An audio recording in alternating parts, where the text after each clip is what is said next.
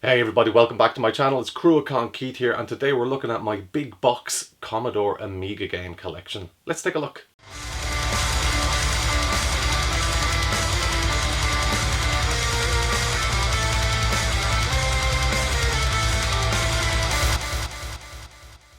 Okay guys, let's get into this. We're going to start with an absolute classic, Cannon Fodder. You remember this game, huh? This had a few sequels, was released on different consoles. The guys got into a lot of trouble with this for using the poppy on the cover and in the market and stuff. And there was major controversy back in the early 90s. Can you see the little soldier here? And look at this cool scores it got. Next up is a strategy game that I never really played, and never played at all. Global Effect. If you liked Civilization, these type of games, you would have liked this back in the day. Here's an absolute monster of a game, Midwinter. This was released in 1989 for the Amiga. I should have put it in my 1980s top 10, but I wasn't sure. I found it difficult to play back in the day, but look, first person graphics back in 1989. Not amazing, but they are what they are. Here's one of my favorite flight sims on the Amiga, Birds of Prey. This featured in my top 10 Amiga flight sims video that I did. Look at this, look at the hefty manual on that. God, I used to love back in those days when you get a huge manual and I spend days reading every page. Compilation game here with Elite Plus, Wing Commander and Mega Traveler 1. All pretty amazing games back in the day. Here's one of the best games released on the Amiga, I think. The Chaos Engine. Oops. Absolute monster of a game right there. Next up's a very famous franchise, Civilization, released on the Amiga back in the early 90s. I used to always hate that, the shift of the loose diskettes inside. Okay, we've got a compilation here. Robocod, we've seen this, Rodland and Robocod and Mega Twins.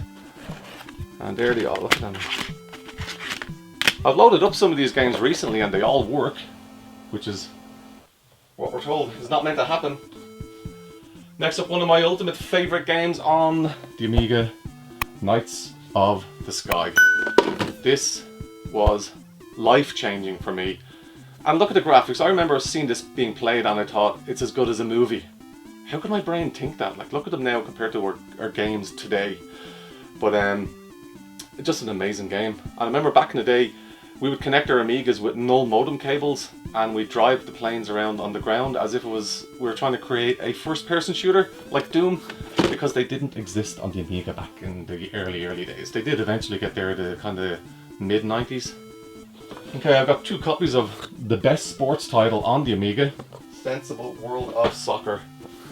Man, what a game. If you're an Amiga fan, you know everything about this. I don't need to say anything more. Next is another classic flight sim that I absolutely loved. Reach for the Skies. Oh my god, the fun I had with this game.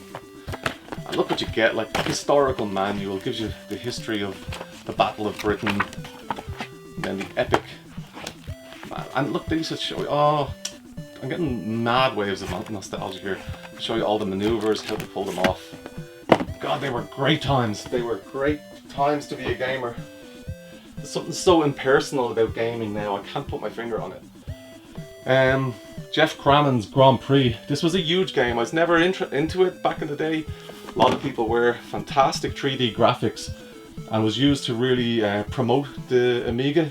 This game along with Andy Warhol. Check that out if you haven't heard about that. Another classic, the original Worms. Did you know Worms was first an Amiga exclusive? Well, you do now. Look at that. Beautiful game. What's in here? Wow, lots of discs. Oh, Ishar 3, one of the best games. I don't own a physical copy, but God, I love that game. Used to get all those discs on Amiga magazines. They were great times. God, I love this game. Silent Service 2, Submarine Simulator by the classic Microprose. They made so many good simulation games. Classic. Was never really into football management games, but here we have Championship Manager 3, and it was one of the most popular games on the Amiga. And I've picked up games over the years, find them in charity shops, you name it. Nick Faldo's Championship Golf. I would never have been into this back in the day, but look, it is what it is. Now here's a monster of a game. Monkey Island. Now, this feels like the bloody security wheel, the manual. 4 discs. I thought it came on more discs than that. I wonder if I'm missing some discs. But it was an absolute classic. An absolute classic by LucasArts. Pinball games were very popular back then. This is Pinball Fantasies. One of the best. Boring. Club Football, the Manager. Was not my bag back then. Found that in a charity shop recently. Here is a sports game I did like. On the Ball. This was a great bloody game. It's had a lot of management stuff to do in it as well. It was really good. And for someone not into sports games, I seem to have a lot of them. World Cup Year 94 is a great compilation. Sensible World of Soccer and Championship Manager. This got great reviews in magazines just because of the content that it had. And the original came out on the Amiga. Did you realise FIFA Soccer was an Amiga game too?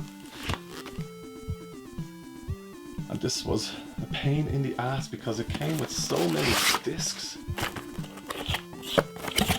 Okay, well, 3 discs, not too much. Loads of demos. Here's one of the best role-playing games I've ever played, ever. Eye of the Beholder, and Eye of the Beholder 2, which I don't have.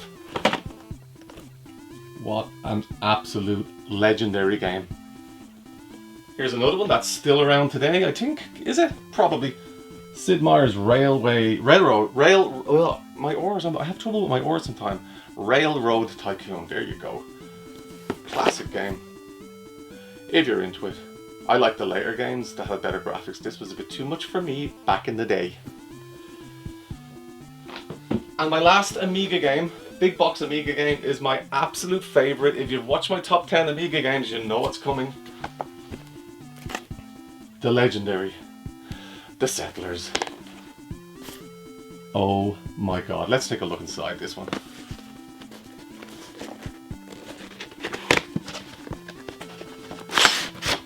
Yeah, I know exactly, like I remember it so well.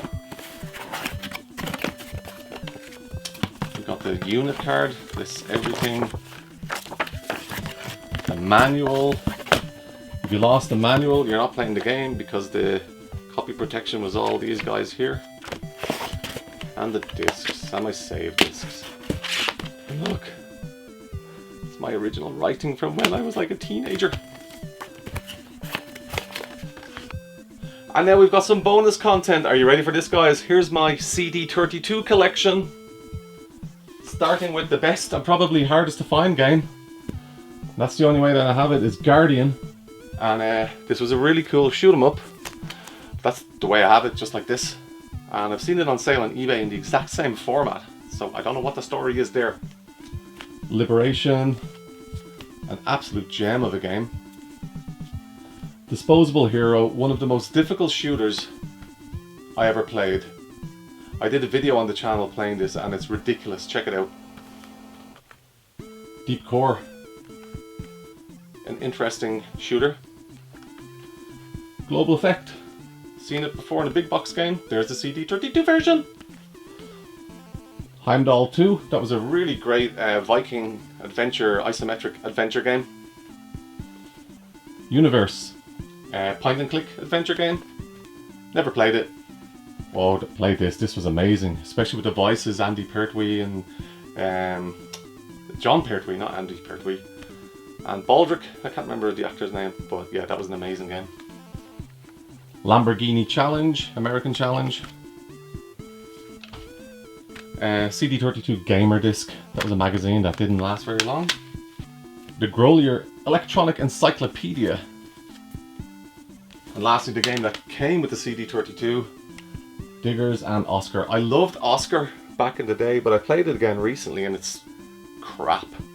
Well, there you go. That was my Amiga big box collection, guys. I hope you liked the video and I'll see you on the next one. If you like that video and if you like what I do on the channel, please leave a like and please subscribe because it helps very much. Thank you.